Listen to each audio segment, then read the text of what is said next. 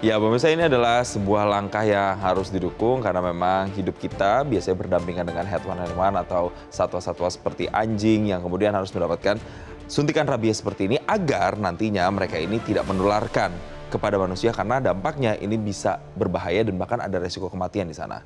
Dan pemirsa, kita beralih ke kilas yang berikutnya. Kondisi memprihatinkan dialami ratusan siswa unit baru SMP 62 Kota Bekasi yang kini harus dibayangi kekhawatiran dan terpaksa harus belajar lesehan di lantai.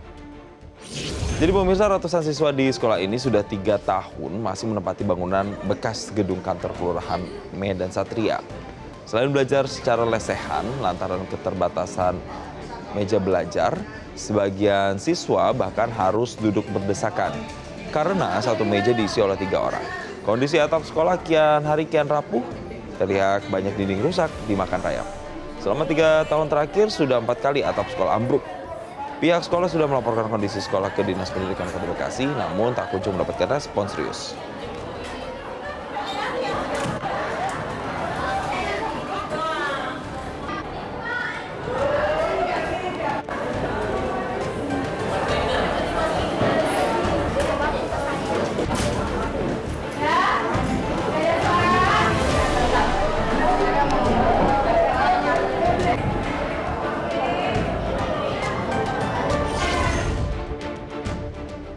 Bahkan kejadiannya di Kota Bekasi begitu pemirsa, saya pikir ini terjadinya di misalnya daerah-daerah 3T atau misalnya yang akses terhadap bahan baku bangunan mungkin agak susah begitu. Tapi ternyata ini di kota begitu. Jadi kalau bisa ini pemerintah daerahnya, Dinas Pendidikan setempat bisa langsung menindaklanjuti supaya nanti anak-anak yang belajar bisa aman di sana.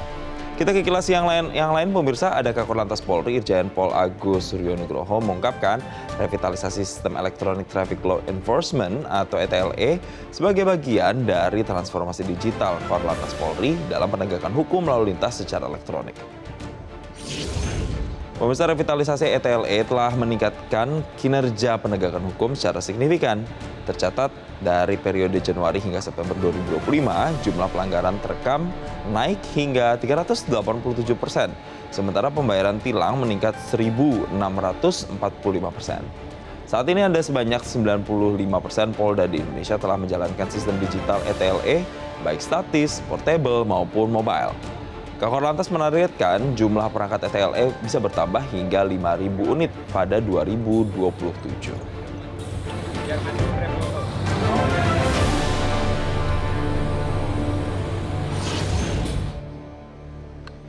Ya, ini dengan adanya revitalisasi ini jadi wake up call ya, pemirsa, bagi Anda para pengguna kendaraan untuk lebih mematuhi aturan lalu lintas. Karena kalau enggak, Anda main handphone pada saat menyetir atau Anda menerobos jalur busway, maka siap-siap, nanti Anda bisa tertangkap kamera dan harus bayar denda. Kita ke kelas yang berikutnya pemirsa. Ada ribuan wisatawan yang berbondong-bondong ke sebuah pedesaan di Korea Selatan untuk menyaksikan hamparan rumput berwarna pink yang hanya terjadi di musim gugur.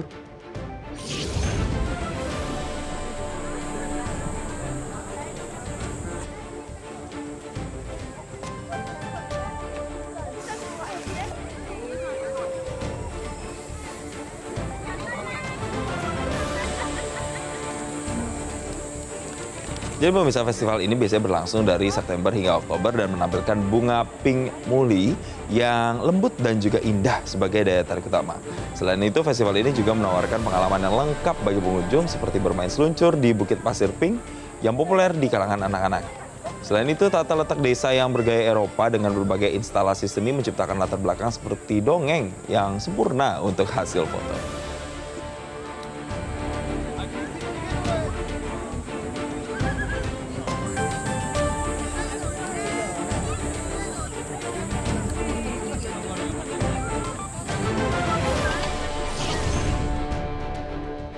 Mungkin bisa Anda cek-cek pemirsa berapa sih harga tiket ke Korea mulai dari September sampai dengan Oktober, karena ini bisa dibilang adalah best time atau waktu terbaik untuk bisa mengunjungi Korea. Karena jalan-jalan juga nggak terlalu dingin, nggak terlalu panas juga, dan pemandangannya juga lagi bagus-bagusnya karena banyak bunga-bunga yang lagi tumbuh di sana. Jelajahi cara baru mendapatkan informasi. Download Metro TV Extend sekarang.